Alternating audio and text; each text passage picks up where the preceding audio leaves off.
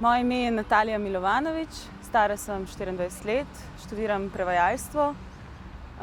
To sem šla študirati primarno iz ljubezni do jezikov in literature, ker v bistvu književnost je zame najboljši način izražanja in poezijo imam rada ravno zato, ker omogoča eno preizpraševanje, eno čustveno arheologijo in vedno sprašujem tudi jezikovno arheologijo in jezikovne pomene, ker pisati v slovenščini zame tudi ni samoumevno, to dojemam bolj kot nek privilegij. In rada imam poezijo, ker omogoča eno pavzo v vsakdanu, v kateri lahko premislimo vse čudnosti vsakdana.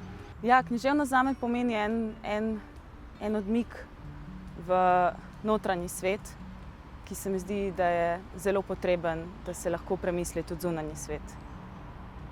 In to tudi poskušam sama izražati v svoji poeziji.